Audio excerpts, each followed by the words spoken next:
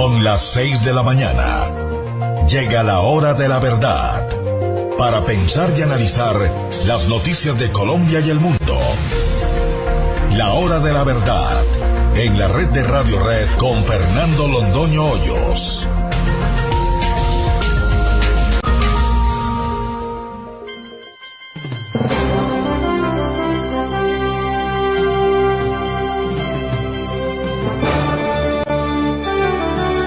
Muy buenos días. Son las 6 de la mañana de este día jueves 23 de marzo de 2017. Esta es la hora de la verdad. Y estos temas y asuntos que trataremos en la grata compañía de ustedes durante las próximas horas. Ojo, ojo, tengan cuidado con lo que puede pasar. La Guardia Venezolana, es decir, el ejército venezolano, está invadiendo Colombia. Es una clara provocación del nuevo mejor amigo para buscar distraer la atención sobre los problemas de Venezuela. Y como aquí tenemos un presidente sin carácter y una canciller que no sabe dónde está parada, toleramos que un centenar de hombres de Venezuela se queden en territorio colombiano varios días. Señores, esto es Maduro distrayendo la atención y aprovecha a un presidente sin carácter y una canciller que no sabe de otro de defensa, a quien nunca le dijeron que era el honor y la dignidad de un pueblo, para hacer lo que están haciendo. En otra ocasión, ¿cómo habrían sido distintas las cosas? Y ya estaría el embajador citado a ofrecer explicaciones. Y ya estaría el embajador de Colombia en Caracas y el embajador de Caracas en Bogotá. Pero aquí no hay carácter. Venezuela está invadiendo a Colombia como un medio de distraer la atención sobre lo que allá está sucediendo. Crece la pobreza en Colombia y crece de manera dramática, se disparó. Pero el DANE manipula las cifras de una tal pobreza multidimensional que es un puro cuento para tratar de tapar. Y este es el octavo país más desigual del mundo. Los otros 7 países son países africanos, del desarrollo que conocemos en África y por las razones que hemos examinado. Santos no solamente le entregó el país a las FARC, sino que lo destruyó, lo pauperizó, lo volvió pedazos. Gas Natural Fenosa inició arbitraje ante el Tribunal de la Comisión de las Naciones Unidas, mejor conocido como UNCITRAL. Pide más de 1.000 millones de euros de indemnización y que le devuelvan la empresa. Aquí salimos a cubrirnos con la bandera nacional y sale el señor Barguil a decir que esa es la gran realización del Partido Conservador. Nosotros nos limitamos a preguntar, ¿le pagan o no le pagan a Electricaribe los consumos de energía? Nos limitamos a eso, porque vemos en cifras publicadas en el diario oficial, el diario El Tiempo, donde aparece una cartera morosa que es absolutamente imposible de manejar por Electricaribe o por cualquiera que sea concesionario. ¿Qué pasó con las facturas de energía en la costa atlántica? Eso nos preguntamos, para ser objetivos. Esto no es envolverse en la bandera nacional contra España, ni más faltaba. Esa clase de chauvinismo no va a prosperar aquí, no puede prosperar. Seamos objetivos y serios. Si nos dicen que se le paga lo que se le debe y que simplemente presta un pésimo servicio, que entonces se disparen los mecanismos que se tienen que disparar para hacer esas correcciones. Pero si es que no le pagan las facturas de energía, algo muy profundo está ocurriendo en esta materia en Colombia y los correctivos son muy distantes de los que se han tomado. Cuidado con ese tribunal de arbitramiento, repetimos. Aquí no es un cuento que nos vamos a contar entre nosotros, ni es una manifestación, ni son anuncios publicitarios en la televisión. Esto es con razones jurídicas y con pruebas presentadas ante un tribunal como el de la UNCITRAL. Y ahí están en juego más de $1.000 millones. Y el futuro, ¿quién asume esa concesión sobre la base de que no le pagan las facturas? ¿O si le van a pagar al nuevo concesionario? Inaugurado el deprimido de la 94 con la NQS. 4 veces el presupuesto original y 8 años para construir una obra que debió ejecutarse en un año, si acaso en un año. Y esa es la ciudad que quiere construir un metro. Es la misma ciudad de Bogotá, con los mismos vicios, con el mismo consejo, con los mismos contratistas o con otros contratistas. Esa es la ciudad que quiere construir un metro, la que se demora 8 años para construir un deprimido como el de la calle 94, una obra bonita, necesaria, indispensable para la ciudad, que se demora 8 años y que vale 4 veces lo originalmente presupuestado. Pero ahí están los vecinos que paguen. No hay problema ninguno, les derraman valorización, y los que no son vecinos también, todos a pagar las gracias de una administración inepta, manirrota, incapaz, incompetente. Pánico en la cárcel de Palmira, 35 heridos. Ojo con las cárceles de Colombia. Basta ver en qué condiciones están tratados esos seres humanos, que son seres humanos que merecen respeto, para entender que algo muy grave puede pasar en las cárceles de Colombia. Pasó en Palmira, con una razón o con otras, que no les dejaron las visitas o que sí se las permitieron. Las cárceles son un polvorín y estallan en cualquier momento. Juan Manuel Santos, el gran culpable de lo que está pasando, en casi 7 años de gobierno no construyó una celda para un preso, mientras las cárceles se llenaban y se llenaban y se llenaban de presos. Ese es el gobierno de Juan Manuel Santos, señores. Cumbre de las Américas. ¿Tiene derecho un país pobre como este a dar un espectáculo como el que dimos en la Cumbre de las Américas, todo para que Juan Manuel Santos tenga prestigio ante sus huéspedes de ocasión? 2 días estuvieron aquí los presidentes. 2 días estuvo el señor Obama, mandó por delante una delegación de seguridad que resolvió acostarse con las muchachas de Cartagena, y después estuvieron 2 días. ¿Cuánto costó eso? Primer dato, a la firma de Roberto Prieto. Sí, señores, a la firma de Roberto Prieto. Market Medios le dieron un contratico sin licitación, sin discusión ninguna, sin análisis de precios, de 50.000 millones de pesos. Repito la cifra, no me estoy equivocando, no son 50 millones ni 5.000 millones, son 50.000 millones de pesos para el señor Roberto Prieto y para Market Medios. ¿Cuánto costó la cumbre? ¿Cuánto nos costó a los colombianos ese touch of class, diría Juan Manuel Santos, un toque de distinción, como una famosa película que tenía ese nombre? Quedó muy bien con sus amigos, le dijeron que qué maravilla de atenciones, que qué lindos regalos, que qué fiestas tan espléndidas. En un país pobre como este, sube la pobreza y los despilfarros. Había que reunir a la gente, no se podía hacer algo austero, sencillo, como corresponde a un país pobre. Pero como este presidente que tenemos vive es de la imagen y vive de la espectacularidad, claro, con la plata de los pobres colombianos.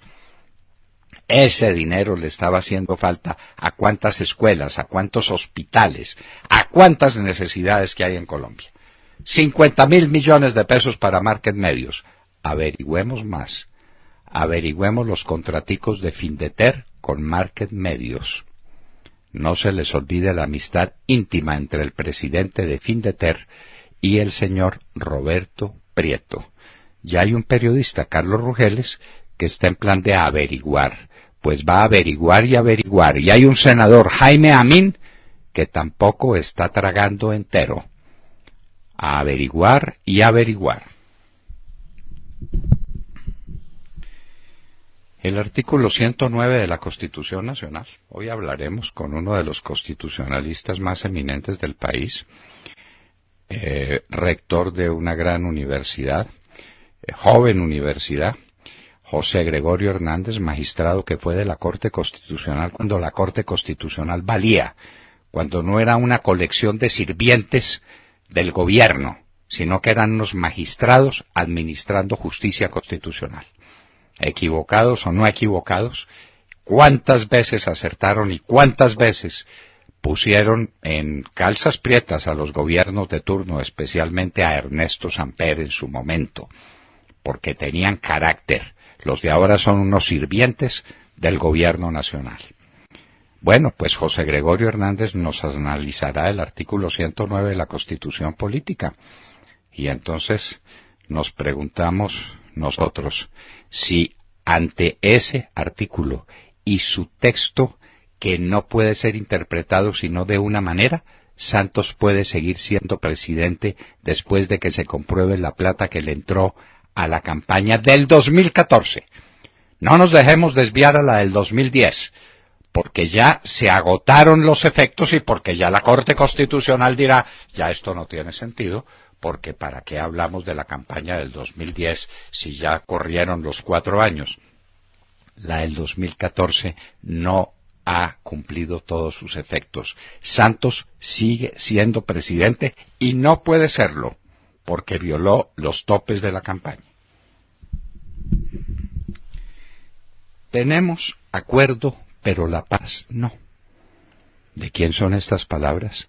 Repetimos, tenemos acuerdo, pero la paz no. ¿Será del director del Centro Democrático o de la directora? ¿Será del presidente Álvaro Uribe Vélez? ¿O será de quien les está hablando a ustedes? No, señor. Es del Procurador General de la Nación, el doctor Carrillo. Tenemos acuerdo, pero la paz no. 5 muertos y 20 heridos frente al Parlamento británico. Europa está en conmoción y en máxima alerta. El sistema de muerte, el detestable que se ha impuesto, recuerdan ustedes lo que ocurrió en la costa sur francesa, en Niza, cuando un salvaje montado en un camión arremetió contra toda la gentecita, niños, mujeres, hombres, el que estuviera en el camino, que celebraban el 14 de julio, la fiesta nacional francesa. Lo que fueron aquellos muertos, lo que fue aquella tragedia, bueno, eso se viene repitiendo. Ya los automóviles son armas letales en manos de estos terroristas. El terrorismo en el mundo, pero solo en Colombia se ocurre hacer un pacto con ellos para entregarles el país. Podría buscar la policía británica a los cómplices de este ataque terrorista, a ver si se sientan para discutir cuántos de esos terroristas van a la Cámara de los Comunes en la Gran Bretaña. Lo de aquí es peor. No estamos haciendo burla. Lo de aquí es peor. Las declaraciones de Barry McCaffrey. Aquí tal vez nos fuimos por la línea de menor resistencia e hicimos una parcial de las declaraciones de Barry McCaffrey. ¿Quién fue él? Nada, en época de vida democrático. Santos le entregó el negocio de las drogas a las FARC, porque esa era la condición para que firmaran la paz. Yo le firmo la paz, pero si usted me deja el negocito de las drogas para enriquecerme fabulosamente. ¿Y para qué se van a enriquecer fabulosamente? Millones de dólares y convertirlos en un arma política letal. Señores, las FARC van a tener las armas, van a tener el dinero, van a tener 20 emisoras FM regadas por todo el país. Todo para hacer campaña política. Buena campaña política va a ser sobre la base del dinero, del inmundo dinero del narcotráfico. Alerta roja ambiental en Medellín. Una situación gravísima para la ciudad. Habrá que tomar decisiones de fondo. Por ahora aumentan el pico y placa exponencialmente, pero Medellín tiene que resolver su problema ambiental de fondo. Nunca una ciudad de Colombia ha tenido un desafío más grave que ese. No hubo votos en la Cámara para la Justicia Especial para la Paz. A ver, ¿cómo es eso de que no hubo votos? ¿O fue que llegó el momento de la votación, abrieron la votación y la tuvieron que cerrar porque no había votos? Eso es una manera de votar. Cuando no hay votos quiere decir que la proposición queda derrotada. No había votos a favor. Proposición derrotada. ¿Fue eso lo que pasó? ¿O qué? La abeja en vía de extinción. Parecería una noticia que no merecería tanto despliegue en la hora de la verdad. Para nosotros sí. Dicen en los Estados Unidos que la abejita, sí señora, la que produce la miel, estaría en vía de extinción. El mundo tiene que reaccionar. Un mundo sin abejas y sin miel no es concebible. Prueba fallida de misil con capacidad nuclear hizo Corea del Norte. Le explotó, pero ¿hasta cuándo van a consentir los atropellos a la razón y los peligros para la humanidad que representa el Kim Jong-un, el dueño de Corea del Norte? Desde luego, con una cáfila de bandidos que son los militares que lo acompañan, en un país que se muere de hambre, tiene el mayor presupuesto per cápita para asuntos militares del mundo, Corea del Norte, un peligro para la paz mundial. Bélgica recuerda el primer aniversario del ataque de ISIS en el aeropuerto. Dejó 32 muertos y decenas de heridos. Europa entera lo conmemora. Aquí, al Club El Nogal, para mencionar solamente uno de los atentados, dejó esas o peores consecuencias, y nadie se acuerda.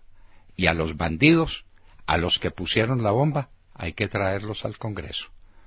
¿Ustedes creen que en Bélgica van a llevar los bandidos que atacaron en el aeropuerto y que mataron 32 personas al Congreso?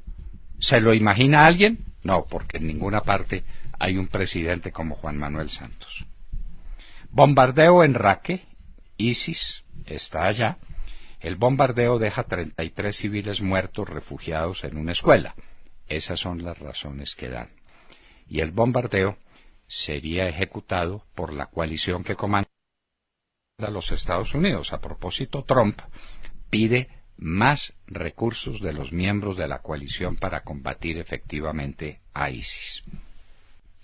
Turquía llama a consultas embajador en Noruega, al embajador de Noruega en Ankara, porque Noruega le dio asilo a 4 comprometidos en conspiración contra Erdogan.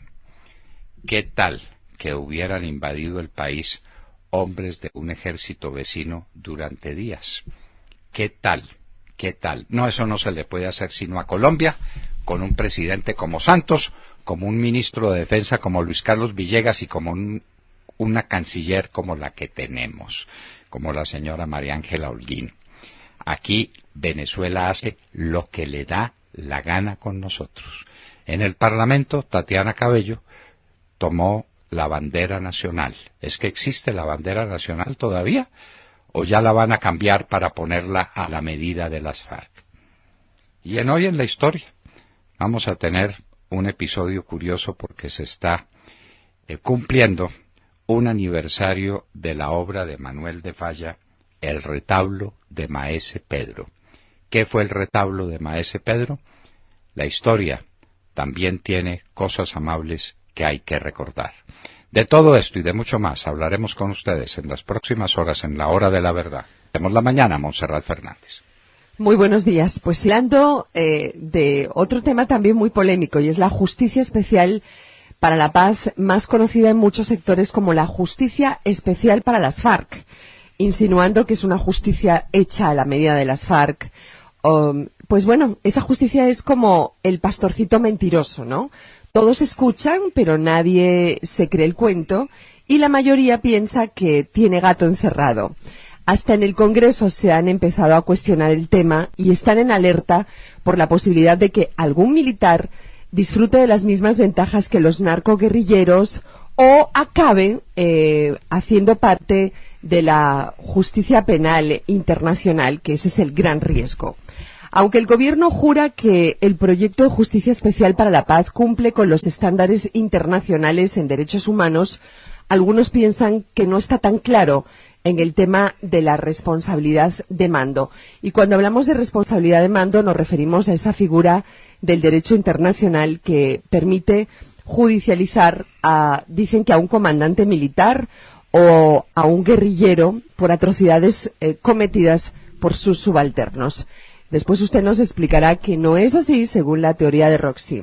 Bueno, según algunos, el acto legislativo hace difícil que se configure esta responsabilidad de mando, algo que la Corte Penal Internacional no está dispuesta a pasar por alto y que significaría que muchos militares acabarán en la cárcel, como les pasó a muchos militares en el Cono Sur. Y para rematar, y eso sí me llama la atención, la ONU, a través de un informe de la Oficina del Alto Comisionado, dice que ambas partes, guerrilla y Estado, deben admitir violaciones de derechos humanos. Y recuerda que el mismo presidente Juan Manuel Santos reconoció oficialmente la responsabilidad del Estado. Pregunto, ¿qué hay detrás de esa petición de la ONU presionando para que el Estado reconozca violaciones a los derechos humanos? La Justicia Especial para la Paz es un tribunal hecho a la medida de las FARC y diseñado para encarcelar a militares, como algunos dicen, o no es para tanto, estamos exagerando.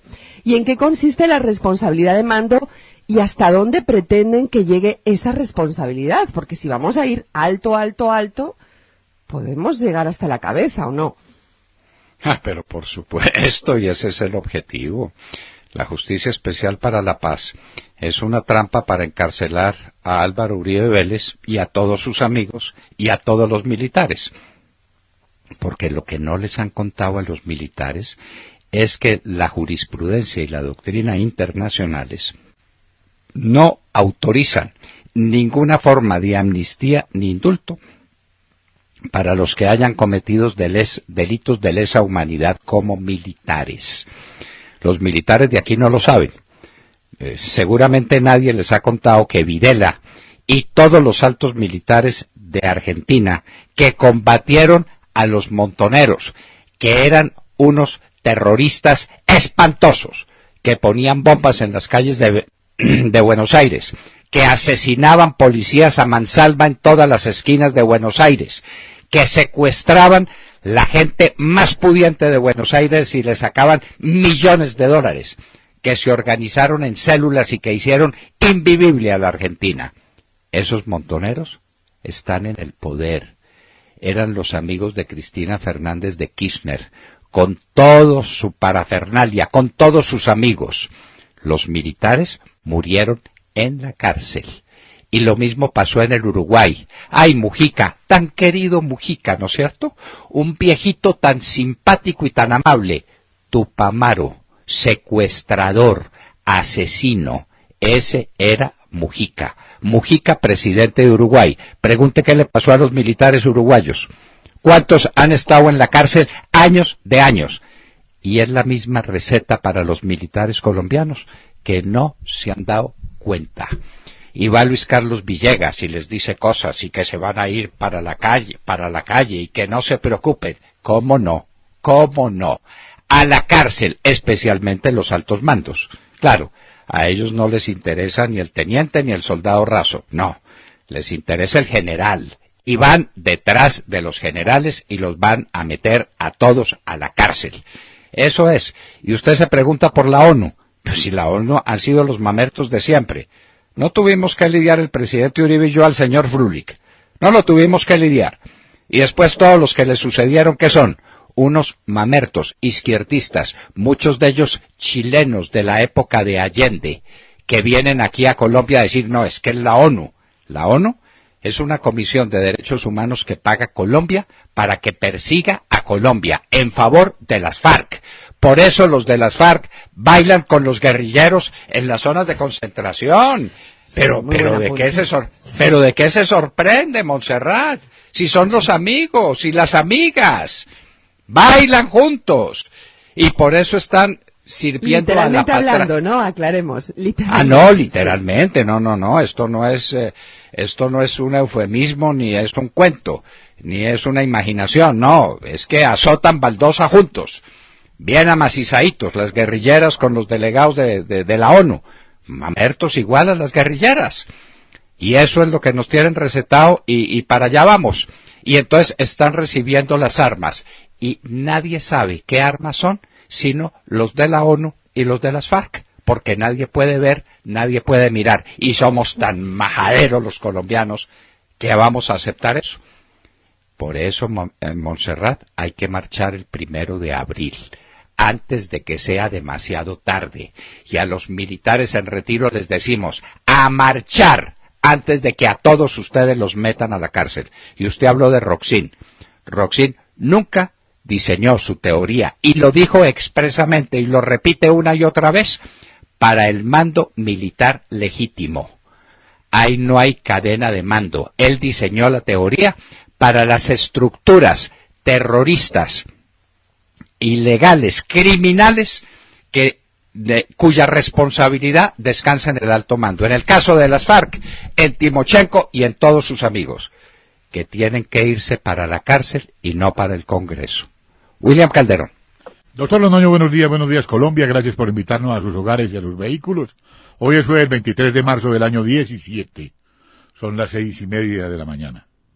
El periodista Daniel Coronel en su columna, El Festival del Recuerdo, en la revista oficial del régimen, Semama, exige al espurio presidente bolivariano, conocido por sus camaradas como el comandante Santiago, ofrecerle al país explicaciones completas por la financiación de las campañas, incluyendo temas como los de Aroch Mugravi, Interbolsa y Obedrecht. Asegura el periodista Daniel Coronel que tanto Roberto Prieto como los miembros del comité financiero han asegurado que el entonces candidato Juan Manuel Santos nada tenía que ver con la financiación de su campaña. Sin embargo, Coronel tiene la evidencia de todo lo contrario. El presidente Juan Manuel Santos recibió una donación de 100 millones de pesos del controvertido empresario Alberto Aroch Mugravi en el año 2010. Hoy dice que no lo conoce. Sin embargo, al menos 2 personas recuerdan que el presidente visitó a Aroch Mugravi en su apartamento días antes de que se produjera la donación. Santos gestionó y recibió aportes a su causa política, también afirma Coronel. En noviembre de 2014 le pregunté al presidente Santos, a través de su secretario de prensa, si conocía y había recibido aportes del señor Alberto Aroch Mugravi, hoy en reclusión domiciliaria por acusaciones de enriquecimiento ilícito, lavado de activos y concierto para delinquir. La respuesta que recibió Daniel Coronel, dice él, que recibí del jefe de Estado a través de su jefe de prensa fue esta, que a ese otro señor no lo ubica, no lo conoce. Como quien dice, doctor Londoño, me acabo de enterar. Sin embargo, Alberto Aroch Mugravi recordó que el presidente Santos lo visitó en su apartamento de los Cerros Orientales de Bogotá, acompañado de Orlando Sardi de Lima, José Gabriel Ortiz y Alberto Preciado. El presidente Santos debe ofrecerle al país explicaciones completas por la financiación de sus campañas, exige el periodista Daniel Coronel. Espere al oído ampliación de la indignación y el asco, como la califica el doctor Londoño, que produce esta porquería de gobierno. Bueno, Daniel Coronel, ¿por qué hacemos tanto hincapié en esta declaración? Porque nadie se hubiera imaginado que una persona que ha recibido tantas mercedes y tantos beneficios del gobierno de Santos esté ahora diciendo la verdad y exigiendo la verdad. Como también el señor Arismendi desde Caracol, diciendo que el país está descuadernado, que el país se le descuadernó a Santos y que esto pues es el colmo de la desvergüenza. Entonces, ¿qué pasa? No se les olvide que en los naufragios alguien salta primero del buque. Santiago Castro. Doctor Londoño, muy buenos días y muy buenos días para todos nuestros oyentes y para los compañeros aquí en la mesa. Ayer, el DANE publicó su informe sobre pobreza monetaria y multidimensional en Colombia 2016.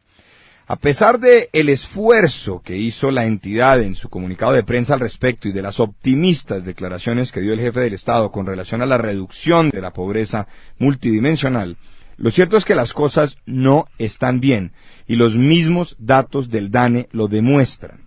La pobreza monetaria aumenta en Colombia y la pobreza multidimensional se reduce debido al asistencialismo y el gasto público. Aclaremos, doctor Londoño.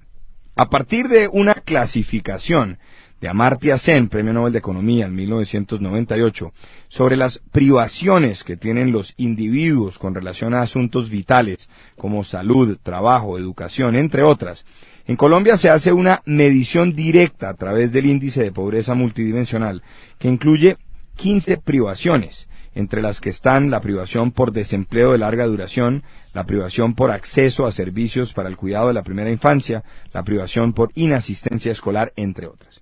De esta manera, se considerarían pobres a aquellos hogares que tengan un índice de pobreza multidimensional ponderado igual o superior al 33% de estas privaciones, es decir, 5 de 15.